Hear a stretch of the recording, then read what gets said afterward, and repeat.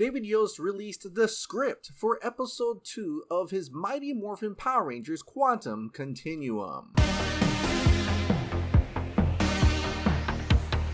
Now, before we get into episode 2, David Yost wants to emphasize that what you may consider is canon may not be in this story. He also wants to share this concept art of what those Buzzies actually look like. So episode 2 takes place right after episode 1. It's utter mayhem in Angel Grove as the Bee Army Buzzies are flying and landing all over the place. They're rounding up and taking innocent civilians hostage, with both Jason and Tommy trying to fend them off. Then it cuts to 40 years earlier in deep space, where apparently Buzzalina had a family. She was one of the 12 daughters of Father Bee, the king of the bees. She was closest to her sister, young Queen Beatrice. They went on a family field trip to Earth, which made them kind of shrink down to normal bee size. They landed in Angel Grove Park and were just mesmerized by all the humans. They loved the Earthlings. But then an exterminator shows up and starts killing all the bees with his poisonous toxic smoker. The entire bee family dies except for Buzzalina and Beatrice. And this is where Buzzalina notices a young boy, young Zack Taylor, who was wondering why the man was killing all the bees, and that he loves bees. Then it jumps back to present time with Tommy and Jason fighting off the Buzzies, while Billy and Kimberly try to get their entire family, including Bulk and Skull, to teleport them to the command center. And to help Jason and Tommy,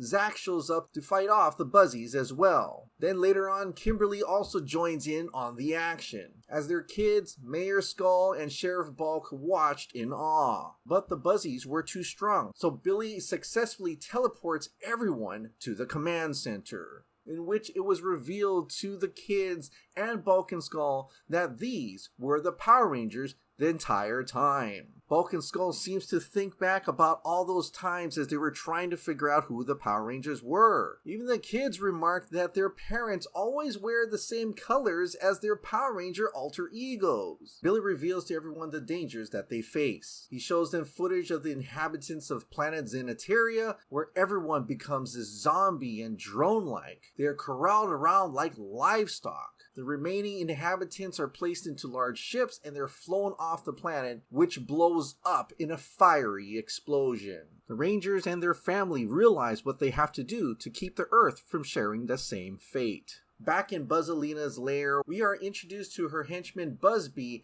and Beatdown. They call off the Buzzies to track down the Power Rangers at the command center. Back at the command center, Billy reveals to the other Rangers that they're able to get their powers back. They get to see their old suits and their old morphers. The only morpher that is missing is Tommy Oliver's, as Billy revealed that he could recreate the power crystals and the power coins because of the remnants of the prehistoric animals. And because the Dragonzord is based off a dragon, he wasn't able to find dragon bones on Earth. But then Buzzalina sends down 6 killer bees, and these are like, I guess, elite Buzzies to fight the Power Rangers. The Rangers quickly grab their morphers except for Tommy, in which Jason throws Tommy the yellow morpher, Trini's morpher. Tommy is unsure, but Billy says to try it out. In fact, Kimberly even says if anyone can take on other powers, it's you. Something tells me you've already been a bunch of Rangers in another life, which could possibly be referring to Tommy from another dimension, you know, the regular Power Rangers dimension where he had the Master Morpher. They tried to fight off the killer bees in their unmorphed form, but then they realize it's morphin' time. Everybody does their own morphing sequence except for Tommy. Jason tells Tommy it's okay, Trini is with us. Then for the first time ever, Tommy yells,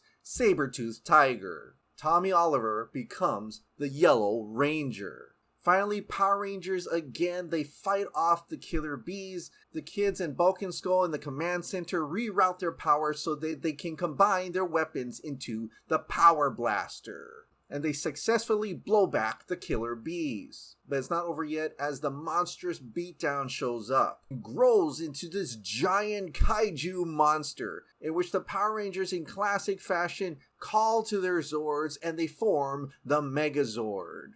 The Megazord and Beatdown fight for a bit, but eventually Beatdown gains the upper hand, grabbing the Megazord by the throat and looking at them through their cockpit. And that is it for end of episode 2. I gotta say, it is surprising that Tommy becomes the Yellow Ranger, and it seems like the 5 of them is still not enough to fight off the B Army. If you want to read this script in full, check out the pinned comment in the description down below, and also sign the petition, just in case David Yost will be able to make this in an actual Netflix series.